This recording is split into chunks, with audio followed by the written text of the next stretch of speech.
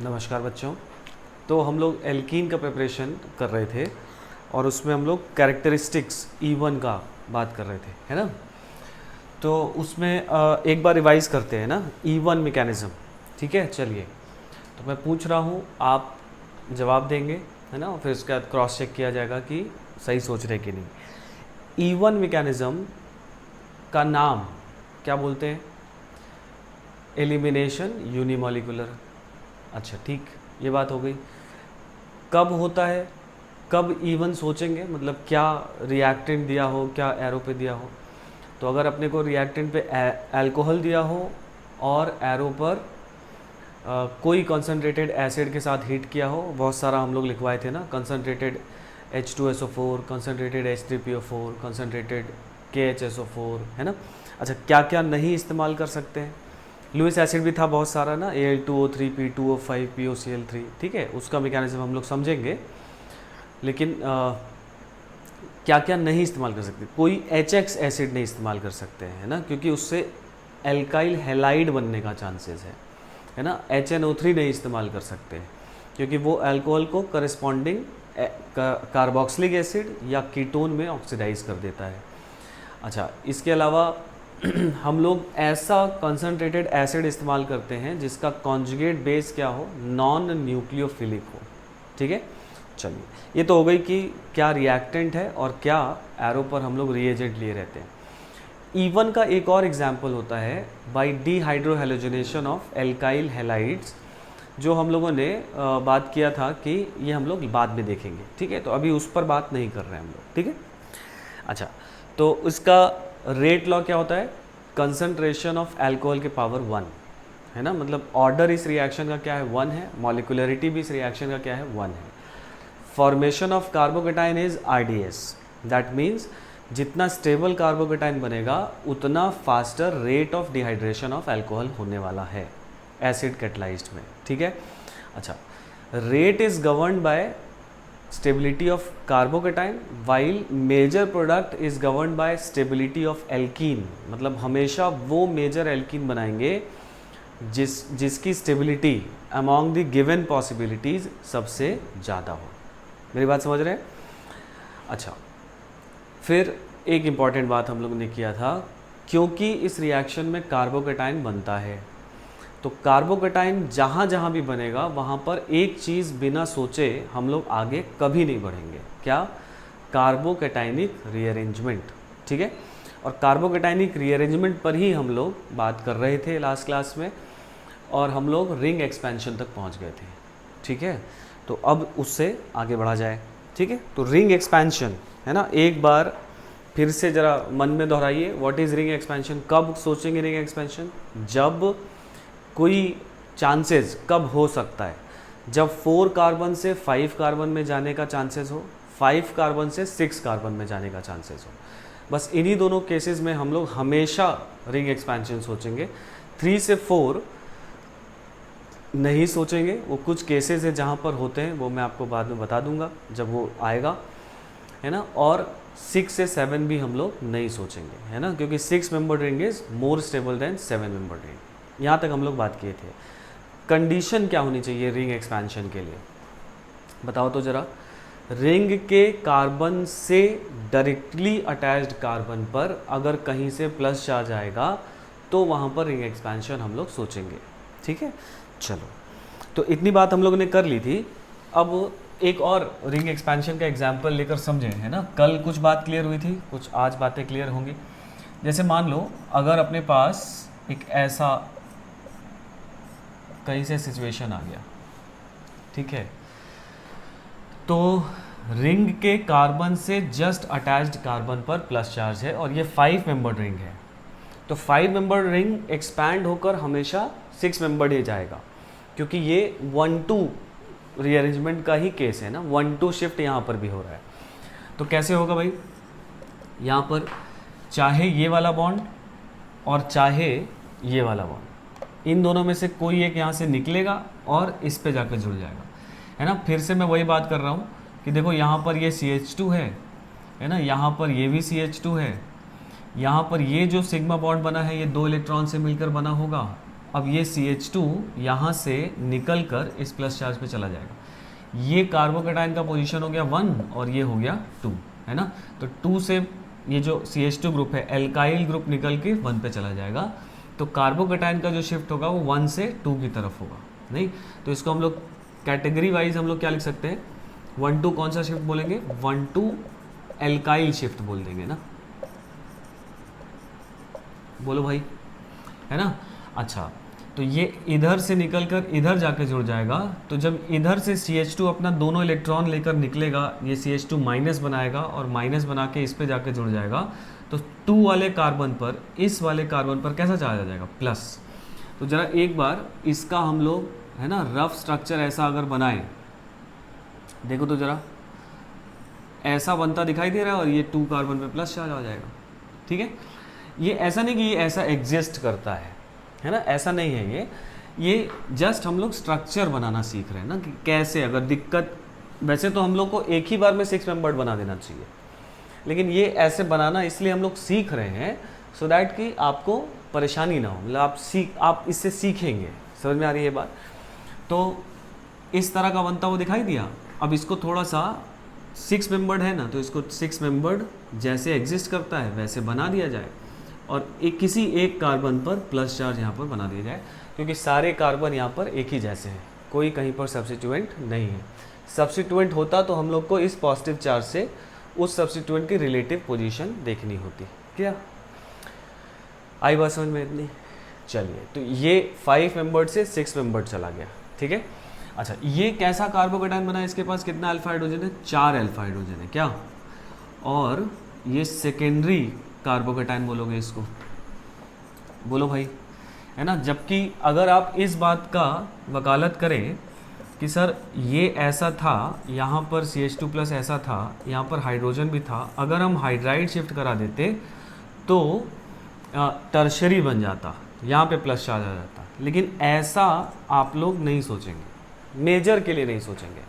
हाँ, थोड़ा बहुत हो सकता है ये भी हो, लेकिन हमेशा जब भी इस तरह का क्वेश्चन आएगा हम लोग को मेजर प्रोडक्ट लिखना होता है। तो मेजर हमेशा रिंग एक्सपेंशन से सोचेंगे।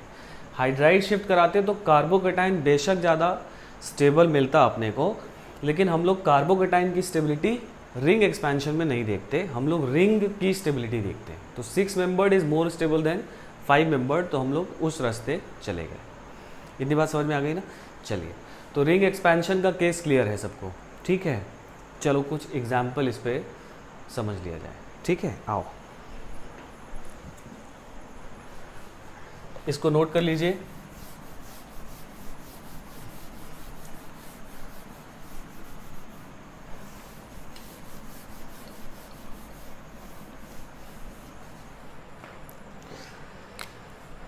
चलो, क्वेश्चन है, rearrange the following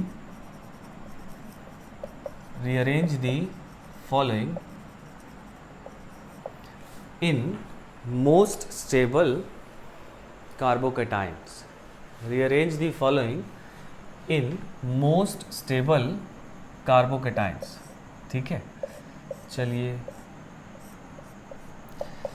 अच्छा, एक मैं क्वेश्चन देने से पहले कैसे अप्रोच करेंगे वो थोड़ा बात कर लिया जाए। जैसे अब हम लोग कंप्लीट एग्जाम्पल देख रहे हैं ना, जहाँ जो रिंग एक्सपेंशन वाला केस है वो भी, और जो जहाँ वो नहीं है वो भी, ठीक है, मतलब जो इससे पहले हम लोग देखे थे। तो अब आपको मोस्ट स्टेबल कार्बोकेटाइन तक पहुँचना है। अगर रिंग एक्सपेंशन होगा तो ये आप डिसाइड करिए कि यहाँ रिंग एक्सपेंशन होना चाहिए कि नहीं। हम लोग कंडीशन देख लिए हैं। रिंग एक्सपेंशन के बाद अगर फिर कोई 1-2 शिफ्ट कराने पर और ज़्यादा स्टेबल कार्बोकेटाइन बने तो वो भी कराएंगे। क्लियर हो रही है ना बात। मतलब अब हम लोग सारा ओवरऑल, मतलब कि अब कार्बोकेटाइन अपने आप कैसे शिफ्ट होगा और किस में रीअरेंज होगा, ये अब हम लोग को डिसाइड करना है। समझ के बाद अब हम लोग क्वेश्चन कर रहे हैं कि हाँ भाई ये स्ट्रक्चर है, तो स्ट्रक्चर में पहले क्या होगा फिर क्या होगा, ठीक है। और अगर जब तक स्टेबल मिलता चला जाएगा तब तक हम लोग शिफ्ट कराते रहेंगे, ठीक है। ये बात हम लोग अब समझ रहे हैं। तो इसको अब बड़े ध्यान से, है ना, मार्किंग स्कीम ले लीजिए। +4 सही होने पर, है ना, -1 गलत होने पर, और नहीं करने पर -2 ले लीजिए, है ना। नहीं करने पर -2 है, गलत करने पर -1 है, ठीक है, ये अलग से नया मार्किंग स्कीम है मेरा, है ना, मतलब आपको करना ही है, ठीक है। चलिए, तो ये हो गया।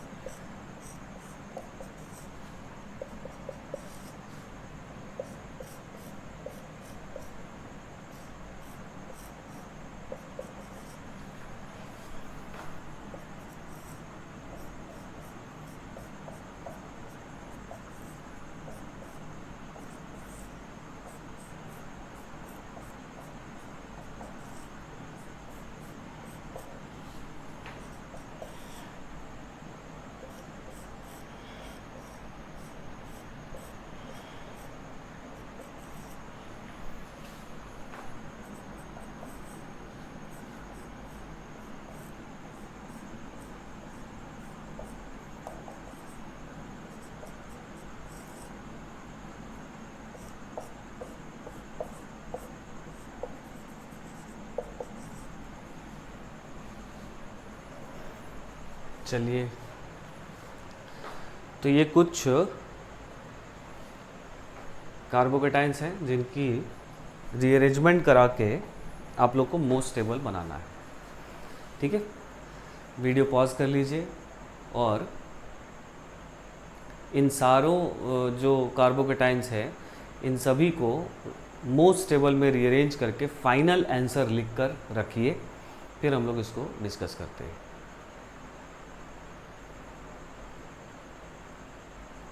हो गया होगा? चलो देखा जाए। तो अब ये वाला पहला वाला क्या रिंग एक्सपेंशन कराएंगे? बिल्कुल कराएंगे। तो यहाँ से अच्छा, मैं अब क्या कर रहा हूँ, एक ही साथ लिख दे रहा हूँ ना, ये बॉन्ड हो जाएगा, ऐसा बन जाएगा, इतना बना होगा सभी का, है ना। अब जरा इसको मैं और सिंप्लीफाई करके लिख दे रहा हूँ, है ना।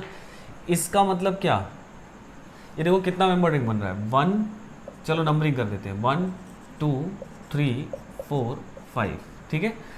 तो अब मैं इसको एक 5 मेंबर रिंग बना दे रहा हूँ। 1 पर 2 मिथाइल ग्रुप है और, है ना, 5 पर प्लस चार्ज है, ठीक है। 1 2 3 4 5, ये बात समझ में आ गया? इतना बना लिया होगा सबने, है ना। अब क्या यहाँ से मिथाइल शिफ्ट भी हो जाएगा, है ना, क्योंकि ये प्लस चार्ज है। अगर मिथाइल शिफ्ट हो जाए, 1 2 शिफ्ट हो जाए, तो जो बनने वाला कार्बोकेटाइन है अब, है ना, जरा देखो तो जो बनने वाला कार्बोकेटाइन है ना, वो कैसा बनता दिखाई देगा। फाइनल आंसर मैं लिख रहा हूँ, यहाँ से 1 2 शिफ्ट के बाद ये जो स्ट्रक्चर है वो ऐसा दिखाई देगा, ठीक है। जिनका जिनका सही होते चले वो +4 करते चलो, है ना, गलत होते चले, गलत नहीं होना चाहिए, है ना, तो कष्ट के साथ -1 लेते चलो। चलो अब सेकंड वाले में देखो, पहले यहाँ से हाइड्राइड शिफ्ट होकर यहाँ आ जाएगा, चलो भाई ले आया जाए, ठीक है। फिर अब रिंग एक्सपेंशन हो जाएगा, तो अब यहाँ से ये बॉन्ड टूटेगा और इस पर जुड़ जाएगा, यहाँ से ये पॉजिटिव जाएगा प्लस यहाँ आ जाएगा। कितना नंबर रिंग बन गया देखो, 1 2 3 4 5 6। अगर 1 पर प्लस चार्ज है तो 2 पर मिथाइल है। मतलब अब अगर मैं इसको ओवरऑल सीधा सीधा स्ट्रक्चर लिखना चाहता हूँ तो ऐसे लिखा जा सकता है क्या? ठीक है, तो ये आंसर आया नहीं। एक और हाइड्राइड शिफ्ट यहाँ से होगा ना, यहाँ पर हाइड्रोजन भी तो है, देखो तो जरा, हाइड्राइड शिफ्ट अगर यहाँ से हो जाए तो फाइनल आंसर जो हम लोग यहाँ पर लिखेंगे वो फाइनल आंसर ऐसा लिखेंगे, बोलिए ये बना होगा, है ना। चलो सेकंड भी हो गया, थर्ड वाला बना पाए, बना लिए होगे। देखो जरा थर्ड वाले में यहाँ इस 6 मेंबर्ड का एक्सपेंशन नहीं होगा। क्यों नहीं होगा? क्योंकि वो तो रिंग के कार्बन पर ही है और वैसे भी 6 मेंबर्ड एक्सपैंड नहीं करता है। लेकिन अगर आप यहाँ देखो कि ये 4 मेंबर्ड रिंग है, ठीक है, और इस 4 मेंबर्ड रिंग के जस्ट बगल वाले कार्बन पे, जस्ट बाहर वाले कार्बन पे प्लस चार्ज है। क्या बात किए थे हम लोग कि रिंग के कार्बन से जस्ट बाहर वाले कार्बन पर अगर प्लस चार्ज कहीं से आ जाए तो ये एक 4 मेंबर रिंग मुझे दिखाई दे रहा है और इससे जस्ट बाहर वाले कार्बन पर प्लस चार्ज है, तो यहाँ पर रिंग एक्सपेंशन होगा, है ना। अब वो प्लस चार्ज जो है वो किसी और रिंग पर है या किसी कार्बन पर है या हाथी पर है, उससे अपने को कोई लेना देना नहीं है ना। हम लोग को किस बात से लेना देना है कि इस रिंग के जस्ट बाहर वाले कार्बन पे प्लस चार्ज हो, ठीक है। तो अब कैसे रिंग एक्सपेंशन होगा यहाँ जरा देखो तो ये बॉन्ड, फिर से वही बात, ये बॉन्ड चाहे ये वाला बॉन्ड, है ना, यहाँ से एक्सपैंड होकर इससे जाके जुड़ जाएगा, यहाँ प्लस चार्ज हट जाएगा और यहाँ प्लस चार्ज आ जाएगा, ठीक है। मतलब एक 6 मेंबर्ड रिंग है और उससे, है ना, उससे देखो एक कार्बन से स्टार्ट होकर 1 2 3 4 5 मेंबर्ड रिंग बन रहा है और जिससे स्टार्ट हुआ है उस पर प्लस चार्ज आ रहा है। बोलो भाई, मतलब इसको अगर ठीक से हम लोग बनाएं, अब ये समझना है आपको, है ना, ये थोड़ा सा बात समझनी है। बना दिए हम लोग, प्लस चार्ज किस पे रखें, इस पे रखें या इस पे रखें, एक ही बात है ना, चाहे ये दोनों एकदम एक जैसा है तो चाहे यहाँ रख दो। ये बना क्या, वो जो स्ट्रक्चर बना था वो बेसिकली यही था, दिख रहा है। चलिए, तो ये भी कर लिया होगा। रिंग एक्सपेंशन में थोड़ा सा दिक्कत आता है ना, लेकिन फिर उसी दिक्कत को हम लोग को तो क्रॉस करना है, क्योंकि ये सब बहुत इंटरेस्टिंग बात है और आने ही वाले, पार्ट ऑफ द मैकेनिज्म, है ना। चलिए, अब आ जाते हैं फोर्थ पर, ठीक है। फोर्थ के लिए हम लोग पहले थोड़ा इसको मिटा देते हैं, ये आप नोट कर लीजिए, इसको हटाया जाए यहाँ से। हाँ भाई,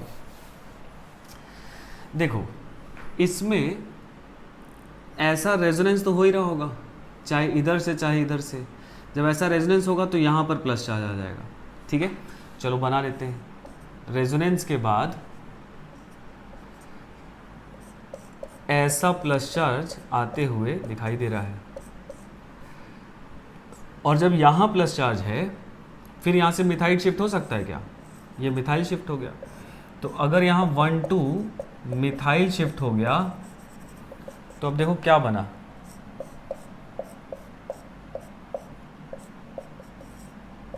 ऐसा बना क्या, देखो तो, अगर मिथाइल शिफ्ट हो गया है ना तो ऐसा बना, ठीक है। अब क्या ये रीअरेंजमेंट पॉसिबल है, पहले तो ये भी देखना होगा ना। अगर इससे ज़्यादा स्टेबल होगा तभी तो, कि हमेशा बस कराते जाएंगे, नहीं, स्टेबिलिटी देखेंगे। तो देखो यहाँ पर रेजोनेंस हुआ, ठीक है, रेजोनेंस तो हो ही रहा है, चाहे इधर से हो सकता है, यहाँ प्लस चार्ज आया, कोई बात नहीं। जब यहाँ पर शिफ्ट करा दिए तो अब ये कार्बोकेटाइन के पास यहाँ का 3 अल्फा हाइड्रोजन ज़्यादा है, दिखाई दे रहा है ना, यहाँ का 3 अल्फा हाइड्रोजन और यहाँ का 1 अल्फा हाइड्रोजन ज़्यादा है, मतलब हाइपर कॉन्जुगेशन बढ़ गया। दूसरा जो कि मेन फैक्टर है, लास्ट टू लास्ट क्लास में हम लोगों ने 1-2 क्लास पहले बात की है इस पर, कि इस कार्बोकेटाइन में रेजोनेंस इधर से हो रहा है या इधर से हो रहा है, मतलब क्या है, क्रॉस कॉन्जुगेशन है, इधर से या इधर से, ठीक है ना।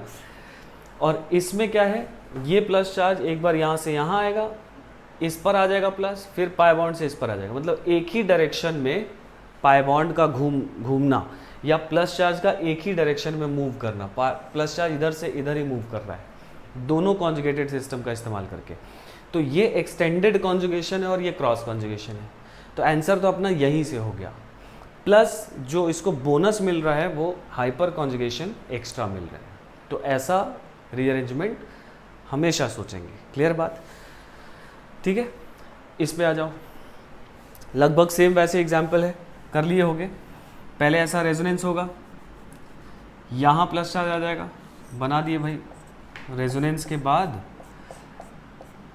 यहाँ प्लस चार्ज ऐसा बना दिए।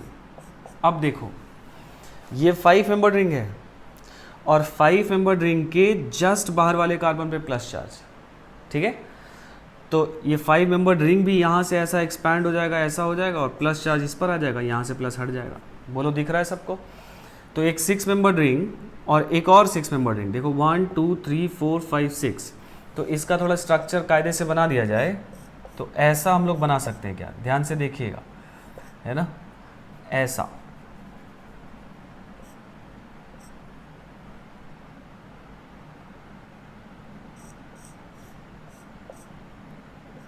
देखो तो जरा, ऐसा कुछ बना है ना। सेम वही चीज़ यहाँ पर एक्सटेंडेड रेजोनेंस मिल गया इसको, है ना। देखो A double bond B bond C पर प्लस चार्ज, और फिर जब प्लस रेजोनेंस करके जब प्लस यहाँ आएगा तो फिर यहाँ से भी ऐसा जाएगा, तो एक ही डायरेक्शन में मूव कर रहा है प्लस चार्ज, और प्लस इसके पास 2 यहाँ और 1 यहाँ, 3 अल्फा हाइड्रोजन बोनस में मिल रहे हैं, ठीक है। तो ये रीअरेंजमेंट हो जाएगा, ठीक है। आ जाओ, हाँ 6th वाला, सीखते हुए चलना है ना। अगर आप यहाँ तक नहीं समझ पाए थे या गलती कर दिए हैं कुछ लोग, है ना, तो आप क्या करो कि यहीं पे रुक जाओ और इन क्वेश्चंस को फिर से अटेम्प्ट करो। अब तो कुछ सीखे, है ना, तो सीखते हुए आगे बढ़िए, ठीक है। तब हम लोग सॉल्यूशन पर आएंगे। जिनका सही हो रहा है वो ठीक है, कोई बात नहीं, वो सीख गए हैं बात को, तो अपना डिस्कस किया जाए।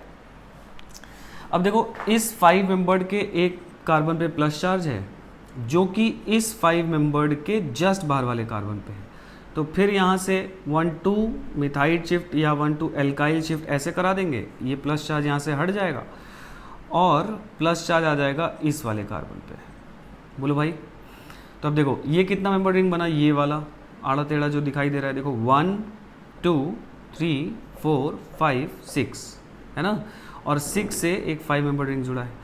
तो एक ही लाइन में अगर हम लोग को सीधा लिखना है, ट्राई करिए। अब मैं लिखूँगा 6 मेंबर्ड एक रिंग और उससे 2 कार्बन से, मतलब एक से स्टार्ट होकर दूसरे पे ख़त्म हो रहा है एक 5 मेंबर्ड रिंग, और इस कार्बन या इस कार्बन पे हम लोग प्लस चार्ज लगा देंगे। दोनों एक ही बात है, चाहे इस पे चाहे इस पे, क्योंकि दोनों पोजीशन इक्विवेलेंट है ना, और कोई ग्रुप नहीं जुड़ा है तो रिलेटिव पोजीशन जो होगी वो सेम होगी।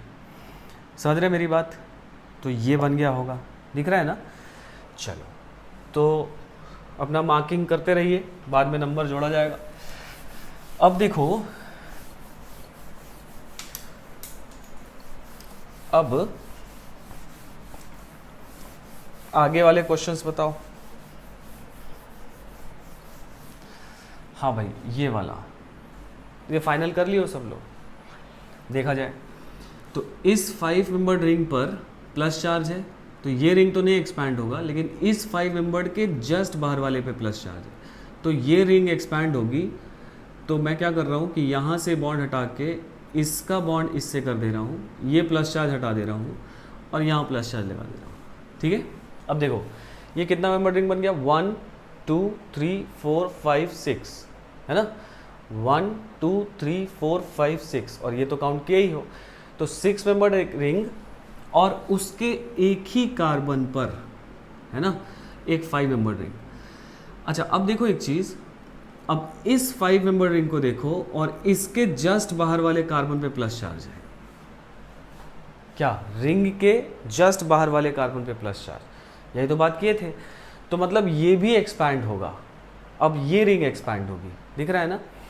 तो क्या किया जाए, 2 रास्ते हैं। आपको अगर दिक्कत हो रही हो तो इसका एक स्ट्रक्चर बना दिया जाए, चलो बना देते हैं, है ना। कुछ लोगों के लिए यहाँ पर ऐसा बना दिया जाता है, और एक ही कार्बन पर एक 5 मेंबर रिंग ऐसा बना है और यहाँ प्लस चार्ज है, यही है ना ये, ठीक है। अब देखो यहाँ से ये एक्सपैंड करा दो, तो करा दिया गया, ये इधर आ गया, यहाँ से ये प्लस चार्ज हट गया और प्लस चार्ज आ गया किस पे, इस पे। अब देखो ये यहाँ एक कार्बन था, भूलिएगा मत। देखो ये कितना मेंबर रिंग बन गया, 1 2 3 4 5 6, तो 2 6 मेंबर रिंग ऐसा बनता दिखाई दे रहा है।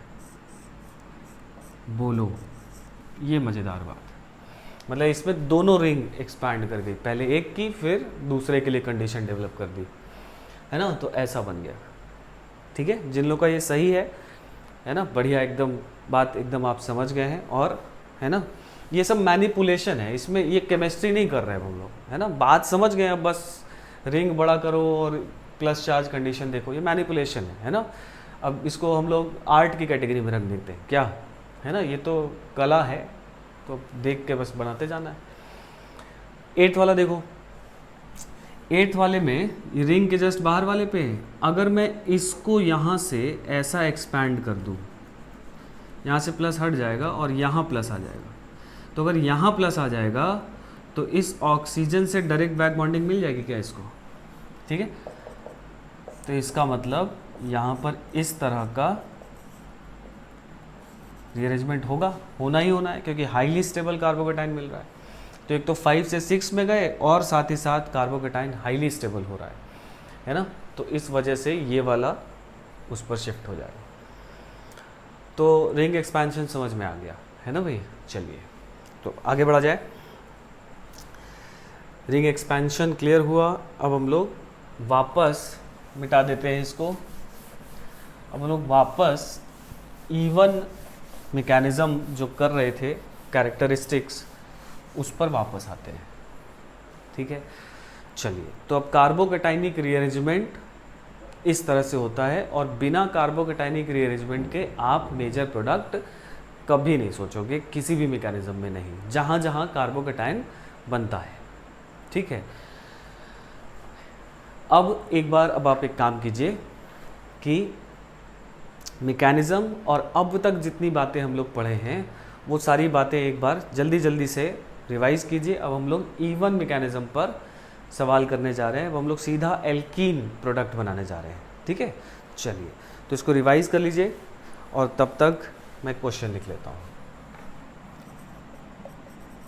Right major products. अच्छा, एक मिनट और, वो 3 to 4 वाला बात हमको करना था ना, एक बार इसको क्लियर करते हैं। देखो तो जैसे मान लीजिए रिंग एक्सपेंशन में एक ये केस है ना, इसको बोला जाता है साइक्लोप्रोपाइल। ठीक है, methyl carbocation, cyclopropyl methyl carbocation, और ये कार्बोकेटाइन हाईली स्टेबल होता है ना, हाईली स्टेबल, मतलब ये बेंजाइल कार्बोकेटाइन से ज़्यादा स्टेबल होता है। ठीक है, तो अब अगर यहाँ पर इसमें हम लोग इसका एक्सपेंशन करा देंगे रिंग के जस्ट बाहर वाले कार्बन पर, तो एक ऐसा 4 मेंबर्ड कार्बोकेटाइन मिलेगा, ऐसा बनेगा। ठीक है, और ये ऐसा ऑलमोस्ट न के बराबर जाता है, मतलब 3 मेंबर्ड से 4 मेंबर्ड जाने का टेंडेंसी बहुत कम होता है, क्योंकि ये जो कार्बोकेटाइन है ना, ये हाईली स्टेबल है, एक्सेप्शनली स्टेबल है ना। बेंजाइल जो कि रेजोनेंस स्टेबलाइज्ड कार्बोकेटाइन होता है, एलाइल जो कि रेजोनेंस स्टेबलाइज्ड कार्बोकेटाइन होता है, उनसे ज़्यादा स्टेबल कार्बोकेटाइन है, ये हाईली स्टेबल है। ठीक है, अब ऐसा क्यों होता है, मतलब यहाँ तक कि अगर हम लोग एक बात समझें, है ना, ये जो कार्बोकेटाइन है ये इससे भी ज़्यादा स्टेबल होता है। क्या ये ज़्यादा स्टेबल है, ये एरोमेटिक है, दिख रहा है आपको, मतलब इस एरोमेटिक कार्बोकेटाइन से भी ये ज़्यादा है ना। हर एरोमेटिक से ज़्यादा नहीं होगा, है ना, क्योंकि इसमें केवल 3 ही रेजोनेटिंग स्ट्रक्चर है, मतलब 3 मेंबर्ड, और ये भी 3 मेंबर्ड है, तो उसके करस्पॉन्डिंग 3 मेंबर्ड वाले एरोमेटिक कार्बोकेटाइन से ज़्यादा स्टेबल है ये। तो इतना स्टेबल क्यों है, ये बात हम लोग जीओसी में पढ़े हुए हैं, है ना।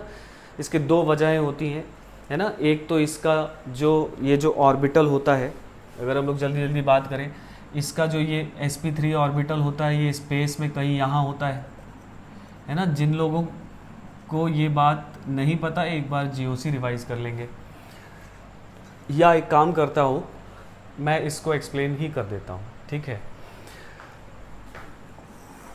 देखो साइक्लोप्रोपाइल मिथाइल का हम लोग एक्सेप्शनल स्टेबिलिटी की बात कर रहे हैं कि क्यों होता है। अगर हम लोग साइक्लोप्रोपाइल मिथाइल कार्बोकेटाइन का स्ट्रक्चर बनाएं, ऐसा स्ट्रक्चर होगा। अच्छा, अब देखो इस कार्बन का हाइब्रिडेशन बोलो मुझे sp3, इस कार्बन का हाइब्रिडेशन बोलो sp3, इस कार्बन का हाइब्रिडेशन बोलो sp3, तीनों कार्बन यहाँ पर sp3 हाइब्रिडाइज होते हैं। ठीक है, और sp3 हाइब्रिडाइज्ड होने की वजह से इनका जो बॉन्ड एंगल होना चाहिए नेचुरल, वो होना चाहिए 109 डिग्री 28 मिनट। ठीक है, जबकि यहाँ पर इस रिंग की वजह से इसमें जो बॉन्ड एंगल होता है वो, है ना, कंप्रेस होकर वो 60 डिग्री पर रह जाता है। तो ऑर्बिटल्स जो इसके sp3 ऑर्बिटल्स हैं, बेसिकली अगर इस कार्बन और इस कार्बन के बीच में बॉन्ड है तो ये sp3 हाइब्रिडाइज्ड है और ये भी sp3 हाइब्रिडाइज्ड है, तो इन दोनों का sp3 हाइब्रिडाइज ऑर्बिटल ओवरलैप किया होगा। अगर दो कार्बन कार्बन सिग्मा बॉन्ड है और दोनों sp3 हाइब्रिडाइज्ड हैं, तो उन दोनों का sp3 हाइब्रिडाइज ऑर्बिटल आपस में ओवरलैप करके बॉन्ड बनाया होगा नहीं। अब देखो यहाँ पर ये जो इन दोनों का जो बॉन्ड होता है वो इनका लाइन जो ज्वाइन हो रहा है, इस ज्वाइनिंग लाइन पर बॉन्ड नहीं होता। ज्वाइनिंग लाइन जो है ना वो तो हम लोग एक ज्योमेट्रिकल फिगर बना दिए 3 मेंबर्ड रिंग के लिए, ठीक है। लेकिन ऑर्बिटल क्या है, जानबूझ के उतना कॉम्प्रेस नहीं हुए हुए रहते हैं, है ना। मतलब अगर ऑर्बिटल इतना ही एक्चुअली कॉम्प्रेस हुए रहेंगे तो उसके पास बहुत ज़्यादा स्ट्रेन आ जाएगा।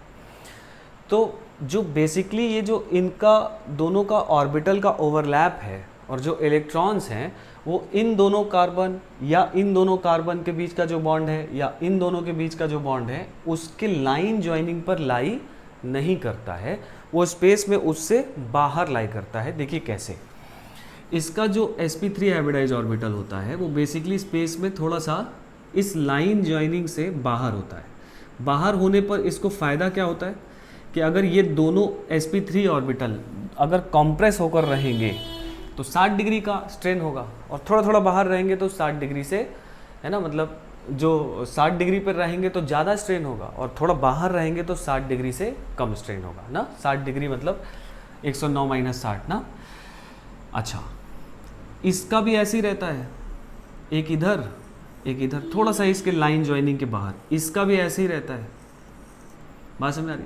तो जो इलेक्ट्रॉन होते हैं वो बेसिकली स्पेस में, है ना, इस साइक्लोप्रोपेन इस ट्रायंगल के जस्ट थोड़ा थोड़ा बाहर देखे गए हैं। और बाहर होने का मतलब कि ये जो sp3 ऑर्बिटल होते हैं वो पूरा कंप्रेस नहीं हुआ रहता है। तो बाहर होने की वजह से होता क्या है कि इस p ऑर्बिटल के ये जो इलेक्ट्रॉन्स हैं ये काफ़ी क्लोज आ जाते हैं, ठीक है, काफ़ी क्लोज आ जाते हैं।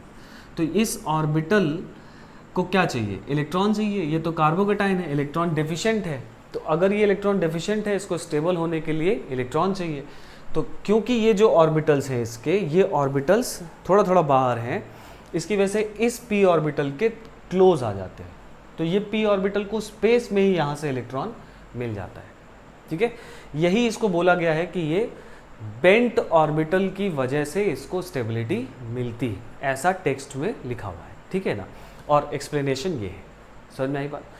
तो ये जो बात है इसकी वजह से ये हाईली स्टेबल होता है। ये है रीज़न नंबर 1 कि स्पेस में ही इसको इस बेंट ऑर्बिटल से इलेक्ट्रॉन मिल जाता है, इसकी इलेक्ट्रॉन डेफिशिएंसी ऑलमोस्ट ख़त्म हो जाती है, इसलिए ये हाईली स्टेबल हो जाता है, ठीक है। इतनी बात आई समझ में। ये है एक्सप्लेनेशन नंबर 1। और दूसरा इसका एक्सप्लेनेशन है इसके स्टेबल होने का, वो होता है कार्बन कार्बन हाइपर कॉन्जुगेशन, ठीक है। कार्बन कार्बन हाइपर कॉन्जुगेशन एक और यहाँ पर चीज़ है, हाइपर कॉन्जुगेशन। हम लोग पढ़े हैं hyper conjugation carbon hydrogen bond का, लेकिन ऐसा नहीं है कि हाइपर कॉन्जुगेशन सिर्फ कार्बन हाइड्रोजन बॉन्ड का होता है ना, वो कई जगह पर हाइपर कॉन्जुगेशन हो सकता है। तो कार्बन कार्बन हाइपर कॉन्जुगेशन भी एक टाइप ऑफ हाइपर कॉन्जुगेशन है। ज़रा समझा जाए तो यहाँ पर क्या होता है। अच्छा, मैं एक बार आपको हाइपर कॉन्जुगेशन अगर याद दिला दूँ तो ऐसा हुआ करता था शायद। तो ये दोनों इलेक्ट्रॉन यहाँ आ जाते थे और इसका जो हाइपर कॉन्जुगेटिव स्ट्रक्चर बनता था वो ऐसा बनता था, बोलो तो ज़रा, है ना। ये वाला बॉन्ड इधर आ जाता था और ये H+ बन के बाहर हो जाता था। बाहर क्या, ये इस पाई क्लाउड के साथ बैक बॉन्डेड रहता था, ठीक है। उसी तरह से अगर कार्बन कार्बन हाइपर कॉन्जुगेशन होगा तो जिस कार्बन पे प्लस चार्ज है उससे डायरेक्टली अटैच्ड कार्बन ये है, जिस पर प्लस चार्ज है उससे डायरेक्टली अटैच्ड कार्बन और हाइड्रोजन के बीच में हम लोग पढ़े हैं। और यहाँ पर हम लोग कार्बन कार्बन की बात कर रहे हैं, मतलब ये कार्बन और इस कार्बन के बीच में जो बॉन्ड है ये बॉन्ड इधर चलाएगा, ठीक वैसे ही जैसे ये कार्बन हाइड्रोजन बॉन्ड यहाँ पर आ जाता था, ठीक है। तो ये इधर चलाएगा, यहाँ पर अगर हाइड्रोजन होता था तो उस पर प्लस आ जाता था, यहाँ पे कार्बन है तो उस पर प्लस आ जाएगा। तो जो बनने वाला स्ट्रक्चर है वो मुझे दिखाई दे रहा है कुछ ऐसा, ठीक है, ऐसा कुछ। और अगर इधर से हो सकता है तो इधर से भी हो सकता है। तो अगर इधर से होगा तो बनने वाला स्ट्रक्चर दिखाई देगा कुछ ऐसा। तो ये है कार्बन कार्बन हाइपर कॉन्जुगेशन। समझ में आई बात ना? कार्बन हाइड्रोजन हाइपर कॉन्जुगेशन तो हम लोग देखते ही हैं।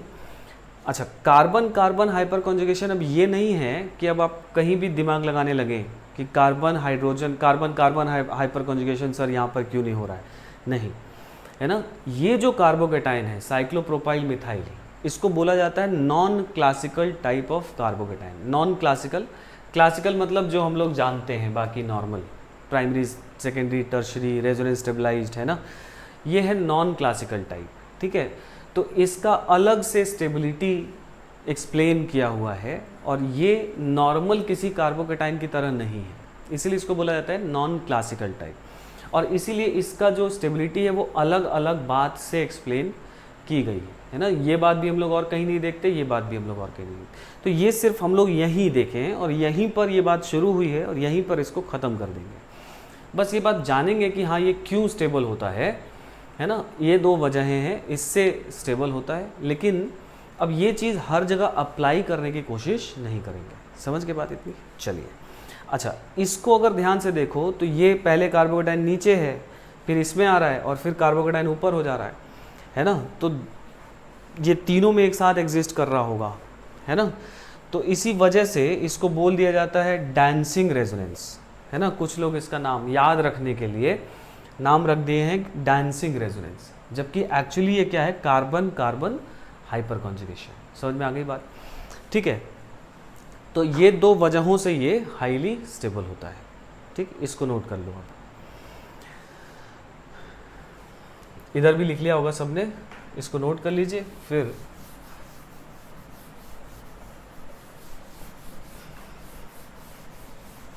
आगे बढ़ते हैं।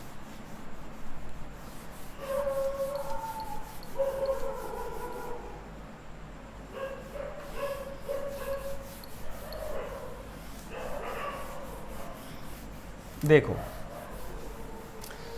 तो हम लोग बात कर रहे थे कि ये वाला जो कार्बोकेटाइन है ना, साइक्लोप्रोपाइल मिथाइल, ये इसमें ऑलमोस्ट न के बराबर जाता है ना।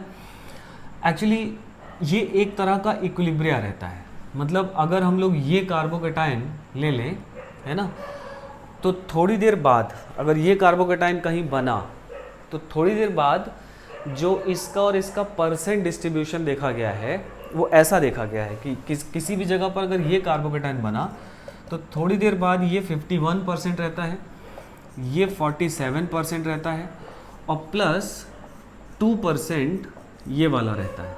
दोनों मिला के, ऊपर वाला भी और नीचे वाला भी, 2% इस फॉर्म में रहता है। ये एक्सपेरिमेंटली देखा गया है, ठीक है, कि अगर ऐसा कुछ कंपाउंड ले लिए और उसमें ऐसा कार्बोकेटाइन बना तो 51% ये, 47% ये और 2% ये। मतलब कुल मिलाकर बात ये है कि ये ज़्यादा परसेंट में है। इसका मतलब ये समझा जा रहा है कि भाई ये इसमें इंटर कन्वर्ट या रिंग एक्सपेंशन यहाँ पर न के बराबर हो रहा है, ऐसा समझा जाता है, ठीक है ना। तो जब भी ऐसा हो तो इसको एक्सपैंड नहीं कराओगे। इनफैक्ट इसका उल्टा ज़्यादा फेवरेबल है। मतलब अगर कहीं ऐसा कार्बोकेटाइन बने, कहीं ऐसा कार्बोकेटाइन बने तो ये कार्बोकेटाइन, अब इसमें रिंग एक्सपेंशन नहीं हो सकता, देखो तो, क्योंकि रिंग के ही कार्बन पे प्लस चार्ज है और रिंग के कार्बन पे प्लस चार्ज होगा तो एक्सपेंशन का केस नहीं हो सकता। लेकिन यहाँ पर क्योंकि ये अगर ये बनेगा तो एक इक्विलिब्रिया बन जाएगा जिसमें ये इतना परसेंट ये इतना परसेंट रहेगा, और अगर ये रहेगा तो भी तो ये इक्विलिब्रिया बन जाएगा, क्योंकि इक्विलिब्रिया तो किसी डायरेक्शन से बन सकता है। तो अगर ये हम लोग ले लेंगे तो इसमें भी क्या होता है कि चाहे ये बॉन्ड चाहे ये बॉन्ड, ये वाला, है ना। अब कार्बोकेटाइन जो है वो 1 से 2 इस तरह से जाएगा, यहाँ से ये बॉन्ड टूटेगा, इस पर आ जाएगा प्लस चार्ज, इस पर आ जाएगा कैसा, नेगेटिव चार्ज, और इसका बॉन्ड इससे हम लोग करा देंगे। मतलब ये कुछ ऐसा बनता दिखाई दे रहा है, दिख रहा है ना बात। कि ये बॉन्ड यहाँ से टूट के ऐसे जाके जुड़ जाएगा या यहाँ से टूट के ऐसे जाके जुड़ जाएगा। और ये सिर्फ कब सोचोगे? 4 मेंबर्ड से 3 मेंबर्ड में। जब 4 मेंबर्ड के किसी कार्बन पे प्लस चार्ज होगा तो वो रीअरेंज होकर 3 मेंबर्ड में चला जाएगा और इसका परसेंट करीब करीब 51-52% हो जाएगा। ठीक है, तो ये बात हम लोग यहाँ पर समझ गए हैं, है ना। अच्छा, नाउ इसको बोला जाता है क्या? Ring expansion? नहीं, दिस इज रिंग कॉन्ट्रैक्शन। तो रिंग कॉन्ट्रैक्शन कब होगा भाई? रिंग कॉन्ट्रैक्शन 4 मेंबर्ड से 3 मेंबर्ड में हमेशा होगा। 7 से 6 में भी रिंग कॉन्ट्रैक्शन होता है ना, लेकिन वो काफ़ी रेयर होता है। ठीक है, तो उसकी बात हम लोग बाद में करेंगे। इतनी बात समझ में, नहीं सोचेंगे उसको। ठीक है, होता है, ये बात बस ध्यान रखोगे, लेकिन कहीं यूज़ एज सच बहुत ज़्यादा नहीं आता। ठीक है, ऐसे ही होगा, है ना। बगल वाले कार्बन से उस कार्बोकेटाइन पे प्लस चार्ज आ जाएगा। तो ये बात सबको समझ में आई, है ना। तो रिंग कॉन्ट्रैक्शन 4 से 3 में होगा। रिंग एक्सपेंशन कब होगा? 4 से 5, 5 से 6 हमेशा। लेकिन रिंग एक्सपेंशन का जो कंडीशन है वो क्या है? बाहर वाले कार्बन पे प्लस चार्ज होना चाहिए। ठीक है, चलिए ये बात हो गई। अब सवाल लिखा जाए। लिखिए, लिखिए, राइट मेजर प्रोडक्ट्स, है ना, of the following.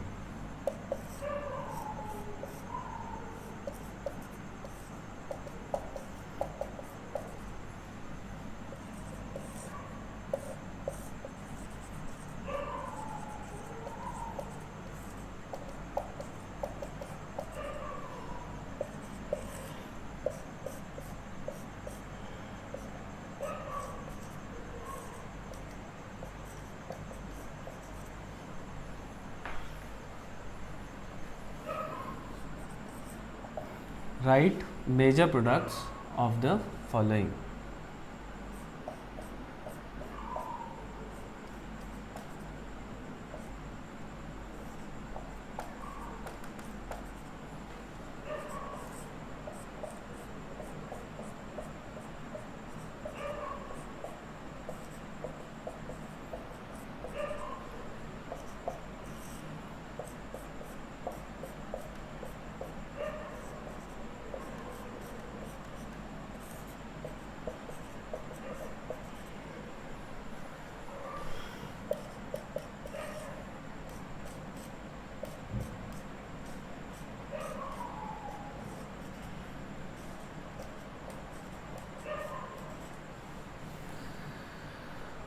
Right major products of the following. ठीक है, पॉज कर लीजिए। सारी बात हम लोग पढ़ चुके हैं। पॉज करने के बाद अब आप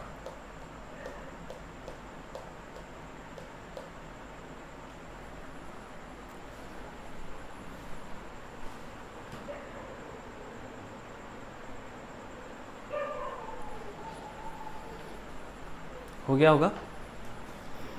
चलो, तो सीधा मैं प्रोडक्ट लिख रहा हूँ, है ना।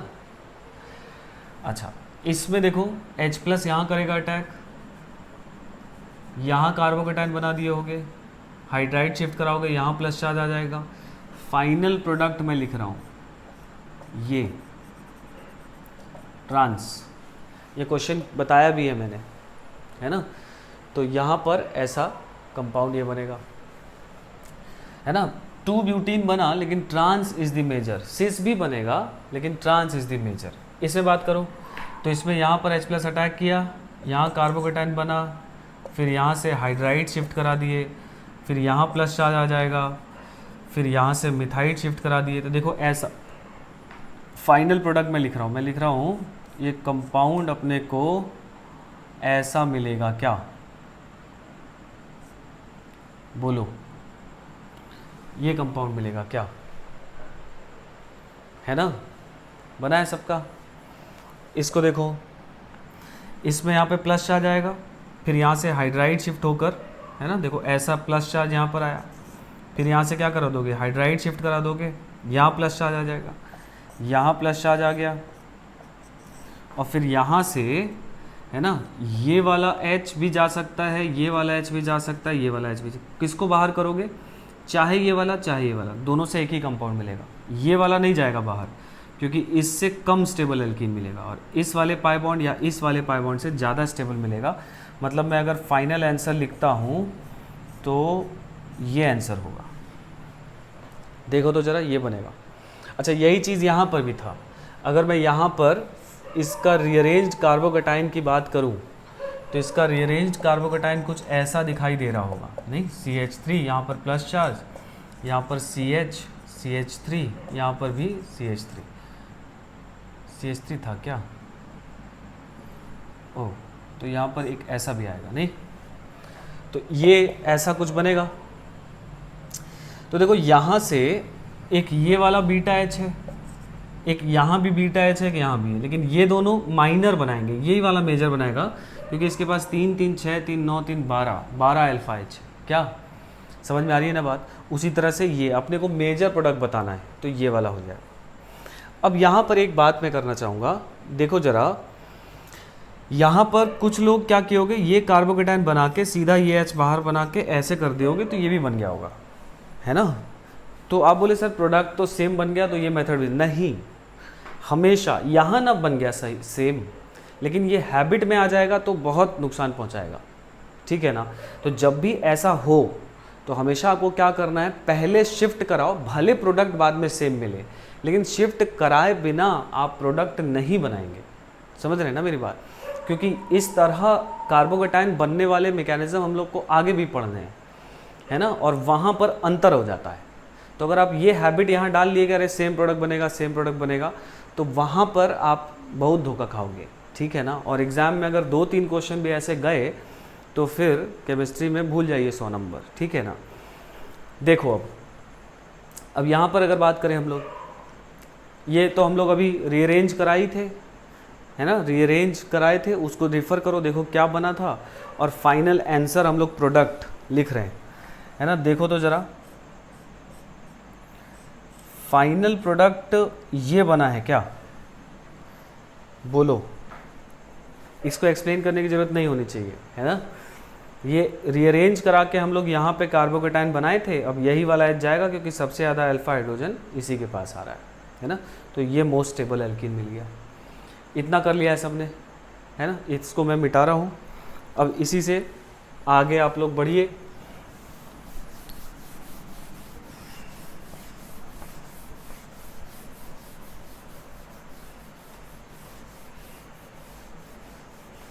हाँ भाई, इसमें देखो तो यहाँ पे प्लस आएगा, फिर हाइड्राइड शिफ्ट होगा, यहाँ पे प्लस आ जाएगा, फिर यही वाला H यहाँ से बाहर करोगे, फाइनल प्रोडक्ट मेरे हिसाब से ये बन जाएगा, है ना, क्योंकि ये पाई बॉन्ड जो है रेजोनेंस में है ना, और कोई रास्ता भी नहीं, बस एक यही बन ही सकता है ना। चलिए इसको देखो, बना लिया होगा सबने। इसमें देखिए तो ज़रा फाइनल आंसर लिख रहा हूँ मैं, है ना, ऐसा कुछ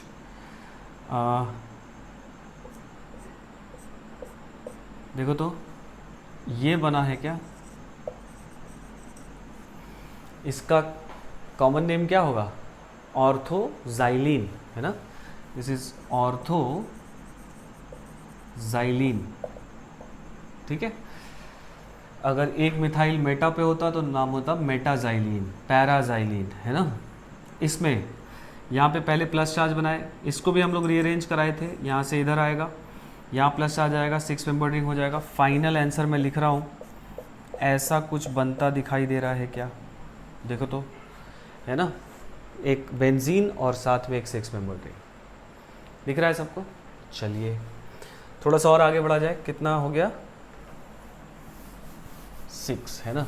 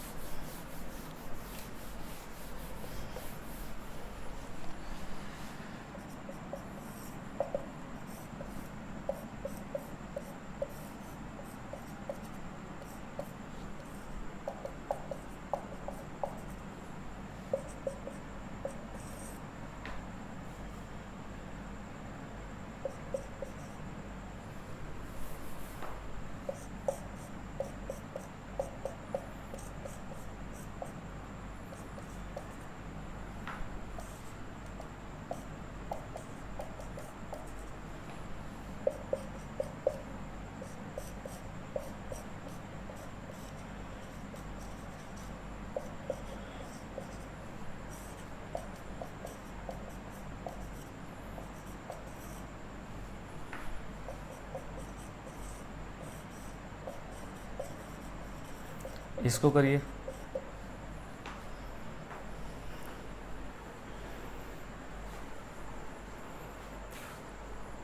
पॉज करके इसको एक बार ट्राई करिए। तो 7th वाला हो गया। क्या बना इसमें? इसमें कोई प्रोडक्ट नहीं बनेगा।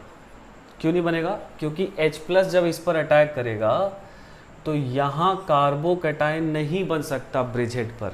बोलो भाई, पढ़े थे हम लोग, वायलेशन ऑफ ब्रेड्स रूल, है ना? क्या बोलेंगे इसको हम लोग? वायलेशन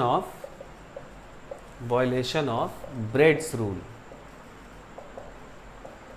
ठीक है, ब्रिजहेड पर कभी भी कार्बोकैटायन नहीं बन सकता जब तक कि एक रिंग में, है ना, 8 कार्बन या उससे ज़्यादा ना हो। ठीक है, violation of Bredt's rule. 8th वाला देखिए तो इसमें कार्बोकैटायन बनेगा या पहले यहाँ पर, फिर यहाँ पर आप शिफ्ट कराओगे, कार्बोकैटायन इधर चला जाएगा, हाइड्राइड शिफ्ट करा दिए, और फिर यहाँ पर ही पाई बॉन्ड आएगा। देखो तो ये प्रोडक्ट बना है क्या? है ना, ये प्रोडक्ट बनता दिखाई दे रहा है। इसमें आ जाओ, 9th वाला, है ना। 9th वाले में यहाँ पहले कार्बोकैटायन बनेगा, 2 प्रोडक्ट बनेगा और उसका रिलेशन पूछ रहा है। यहाँ कार्बोकैटायन बनेगा, एक हाइड्रोजन यहाँ है, एक हाइड्रोजन यहाँ है, तो ये भी निकल सकता है और ये भी निकल सकता है। दोनों से सेम स्टेबिलिटी का प्रोडक्ट मिलेगा। एक बात मैं और यहाँ पर कर लेना चाहता हूँ कि देखिए, ऐसा नहीं कि अब यहाँ पर आप शिफ्ट करा दोगे हाइड्राइड तो ये सेकेंडरी था, हाइड्राइड शिफ्ट करा दोगे तो सेकेंडरी ही मिलेगा। अब ये दलील नहीं दोगे कि सर ये मिथाइल का प्लस आई यहाँ पास है, यहाँ दूर है। प्लस आई बहुत दूर है वो, और प्लस आई से इतना फ़र्क नहीं पड़ता है, हाइपर कॉन्जुगेशन ज़्यादा होना चाहिए। ठीक है, तब स्टेबिलिटी की बात हम लोग बोलेंगे कि ज़्यादा स्टेबल हो रहा है। हाइपर कॉन्जुगेशन इंडक्टिव इफेक्ट से नहीं, है ना। ये नहीं कि सर ये दूर है, यहाँ प्लस आ जाएगा तो इसके पास आ जाएगा तो इसका प्लस आई ज़्यादा लगेगा, फिर एक बार और शिफ्ट हो जाएगा तो और पास आ जाएगा और फिर टर्शियरी हो जाएगा। नहीं, सेकेंडरी से सेकेंडरी ऐसे नहीं होने वाला, है ना।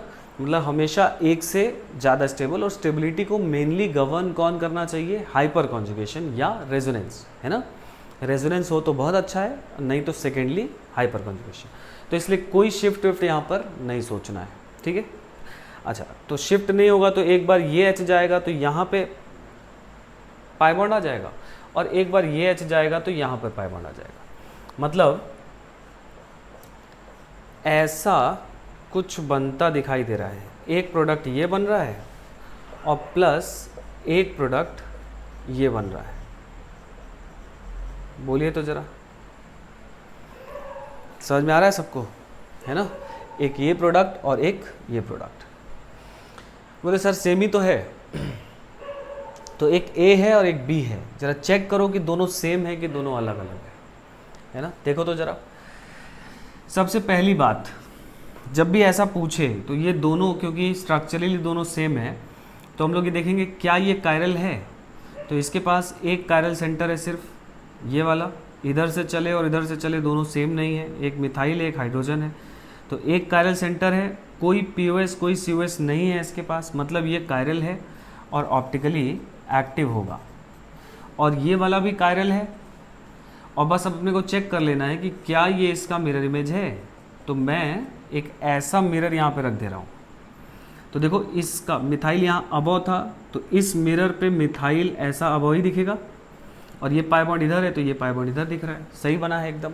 तो ये दोनों आपस में एक दूसरे के मिरर इमेज हैं, और क्योंकि ये दोनों कायरल हैं तो कायरल कंपाउंड का मिरर इमेज हमेशा क्या होने वाला है? Non super imposable. नहीं, तो इसका मतलब ये दोनों आपस में क्या हो गए? ये दोनों आपस में एनेंशियोमर्स हो गए। तो अगर आपसे रिलेशन पूछा गया है तो आंसर आपका हो जाएगा एनेंशियोमर्स। एक सवाल मैं और आगे बढ़ा दूँ इसमें, नेट सोल्यूशन विल बी क्या? ऑप्टिकली, बोलो भाई, ऑप्टिकली जितना इस पाई बॉन्ड का बनने का चांसेस है उतना ही इस पाई बॉन्ड बनने का चांसेस है, क्योंकि इधर और इधर दोनों तरफ दो दो हाइड्रोजन है और प्रोबेबिलिटी फैक्टर सेम है। तो इसका मतलब इधर और इधर का दोनों बराबर बराबर बनेगा, एग्जैक्टली 50-50% बनेगा। तो ये दोनों अगर सिस्टम में मौजूद है, ये इसका एनेंटियोमर हैं तो मतलब अपने को रेसिमिक मिक्सचर मिला हुआ है ना, और अगर रेसिमिक मिक्सचर मिला हुआ है तो net solution will be optically inactive. बोलिए तो ज़रा, आया ना समझ में बात? तो ऑप्टिकली इनएक्टिव सॉल्यूशन मिलेगा, रिलेशन है एनेंटियोमर्स। इतनी बात आई समझ में? ठीक। तो ये कुछ E1 के क्वेश्चन हैं और ऐसे ही इसको हम लोग अप्रोच करते हैं। जरा एक और सवाल करिए।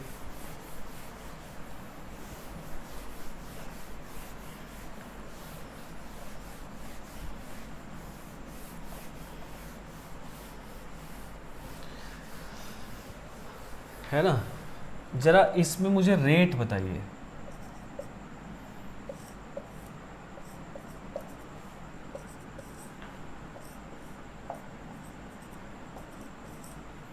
है ना, इसमें मुझे रेट ऑफ E1 बताइए। इन दोनों में से किसका रेट ज़्यादा होगा? ठीक है, तो देखो यहाँ कार्बोकेटाइन बनेगा इसमें E1 के केस में, फिर यहाँ से हाइड्राइड शिफ्ट होकर ये ऐसा बन जाएगा, यहाँ भी इसमें ऐसा कार्बोकेटाइन बन जाएगा। तो दोनों में सेम कार्बोकेटाइन बन रहे हैं, है ना, इसमें शिफ्ट होने के बाद बन रहा है और इसमें डायरेक्टली बन रहा है। तो दोनों का रेट ऑफ E1 क्या हो जाएगा? सेम नहीं, है ना। जो आरडीएस स्टेप होता है E1 में वो फॉर्मेशन ऑफ कार्बोकेटाइन होता है, मतलब जहाँ से वाटर निकलता है वही आरडीएस स्टेप है, रीअरेंज होने के बाद वाला नहीं, है ना। मतलब जो कार्बोकेटाइन बना इनिशियली यही रेट को डिसाइड करने वाला है, क्योंकि यहीं से जो वाटर निकलेगा वही आरडीएस है, उसका एक्टिवेशन एनर्जी कम या ज़्यादा होगा, है ना। तो प्राइमरी कार्बोकेटाइन जब बनने वाला है तो उसका एक्टिवेशन एनर्जी ज़्यादा होगा, और अगर सेकेंडरी बनने वाला है तो एक्टिवेशन एनर्जी कम होगा। मतलब इसका रेट कम और इसका रेट ज़्यादा होगा, क्योंकि ये इनिशियली जो कार्बोकेटाइन बन रहा है ये ज़्यादा स्टेबल है, ये वाला कम स्टेबल है। मेरी बात समझ में आई ना सबको? तो रीअरेंज के बाद वाले कार्बोकेटाइन की स्टेबिलिटी नहीं देखोगे, है ना, इनिशियल कार्बोकेटाइन की स्टेबिलिटी देखोगे। इनिशियल जिसका कार्बोकेटाइन ज़्यादा स्टेबल होगा उतना फास्टर रेट होगा, ठीक है ना। एक और ज़रा सवाल कर दीजिए। देखो तो ज़रा, क्वेश्चन ये है कि यही है अपने पास प्रोपेन 1 ऑल H+ हीट कर रहे हैं, तो इसका प्रोडक्ट क्या बनेगा वो तो पता ही है आपको। और दूसरा पार्ट इसमें ये है कि इसका एनर्जी प्रोफाइल कैसा दिखाई देगा। तो प्रोडक्ट तो देखो क्लियर है, यहाँ कार्बोकेटाइन बना, यहाँ शिफ्ट होके प्लस आ जाएगा, चाहे इधर का बीटा है चाहे इधर का, मतलब बना देता हूँ मैं ऐसा प्लस चार्ज, यहाँ H है यहाँ H है, चाहे ये वाला निकले चाहे ये वाला निकले प्रोडक्ट सेम मिलेगा। मतलब यहाँ से अपने को 1 प्रोपेनॉल मिलेगा, ठीक है ना, ऐसा बनेगा। अब इसका एनर्जी प्रोफाइल की बात करें हम लोग, तो एनर्जी प्रोफाइल बनाने के लिए, है ना, आप पहले एक बार ट्राई करो फिर मैं इसको समझाता हूँ, ठीक है। इसको एक बार ट्राई करिए जरा, क्या बनेगा।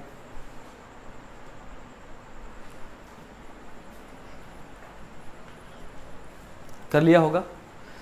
चलो देखो, मैं इसका एनर्जी प्रोफाइल में बना रहा हूँ, देखिए कैसा बनेगा। ऐसा कुछ H+ किया अटैक, ये गया बाहर, ये बना पहला स्टेप। फिर यहाँ से हाइड्राइड शिफ्ट होगा, 1 2 हाइड्राइड शिफ्ट, तो ऐसा कार्बोकेटाइन बनेगा। फिर तीसरे स्टेप में जो कॉन्जुगेट बेस होगा वो इसको बाहर करेगा और यहाँ फाइनल ये प्रोडक्ट बनेगा, ठीक है। मतलब कितने स्टेप हो गए? 1, है ना, 2 और 3, ऐसा कुछ हो जाएगा। बोलो भाई। या सॉरी, इसमें पहले कार्बोकेटाइन नहीं, एक स्टेप और होता है ना, एक स्टेप और होता है। ये OH है, इसमें पहले H+ अटैक करता है तो ऐसा प्रोटोनेटेड अल्कोहल बनेगा नहीं, और फिर सेकेंड स्टेप में ये बाहर जाएगा लीविंग ग्रुप की तरह, तब ये बनेगा। और यही वाला स्टेप क्या होता है इसका, आरडीएस होता है। तो यहाँ से ये, फिर ये, फिर ये, फिर ये, तो कितने स्टेप हो गए, 1 2 3 4, है ना। अगर आप मैकेनिज्म देखें तो आपको याद आएगा ना कि पहले ये ऐसा प्रोटोनेटेड अल्कोहल बनता है, फिर ये बाहर जाता है, ऐसा बनता है, फिर शिफ्ट होगा, फिर शिफ्ट होने के बाद ये प्रोडक्ट बनेगा। ये नहीं सोचो कि सर यहाँ से ही H निकल जाए तो प्रोडक्ट वो बन जाएगा, नहीं, हमेशा शिफ्ट करा के ही प्रोडक्ट बनाओगे, ठीक है ना। ये बात पहले भी कर दी है हम लोग।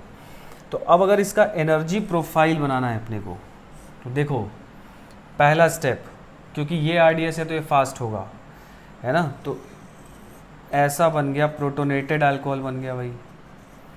फिर ये आरडीएस है तो इसका एक्टिवेशन एनर्जी हम लोग ज़्यादा बनाएंगे, ये कार्बोकेटाइन बन गया, ऐसा बन गया। अब ये शिफ्ट होगा, और शिफ्ट बहुत फास्ट स्टेप होता है ना, बहुत फास्ट, मतलब उसका एक्टिवेशन एनर्जी कम होता है। तो ये ऐसा बन गया, बोलिए भाई, है ना, यहाँ से 1 2 शिफ्ट होकर ये वाला कार्बोकेटाइन बन गया, सेकेंडरी वाला, और फिर लास्ट स्टेप में ये ऐसा एल्कीन बना लेगा, मतलब ये कंपाउंड बनेगा। और अभी भी इससे एनर्जी इसकी ज़्यादा होगी, है ना, ज़्यादा दिखाई दे रही है ना, हाँ, इससे इसकी एनर्जी ज़्यादा होगी। तो इस बार इसका एनर्जी प्रोफाइल ऐसा हो गया है ना, मतलब इस बार 1 2 3 4 ट्रांजिशन स्टेट आए। और अगर आप, जब हम लोग E1 देख रहे थे, अगर आप उसको देखते तो वहाँ पर 3 ही ट्रांजिशन स्टेट था, है ना। तो अगर शिफ्ट हो जाएगा तो उसका एक और करस्पॉन्डिंग एक्टिवेशन एनर्जी, और क्योंकि ये प्राइमरी और ये सेकेंडरी है तो एनर्जी में नीचे रहेगा, ये ऊपर रहेगा, ठीक है। जितनी बार शिफ्ट आप कराओगे उतना एक्टिवेशन एनर्जी आपको और बना दोगे, उतना ट्रांजिशन स्टेट आपको और बनाना होगा। तो ये भी कभी कभी क्वेश्चन पूछता है कि इससे प्रोडक्ट जो बना है, the energy profile of this reaction will look like, तो आप वही याद करके अगर जाओगे तो गलत कर जाओगे। तो याद नहीं करना है ना, सोचना है ऐसे हो रहा होगा तो ऐसे बनना चाहिए, ठीक है भाई, बात समझ में आ गई। चलिए, तो आज इतना ही करते हैं हम लोग, है ना, नेक्स्ट क्लास में मिलते हैं, इतना रिवाइज करके आएंगे, कुछ और क्वेश्चंस हम लोग करेंगे, ठीक है।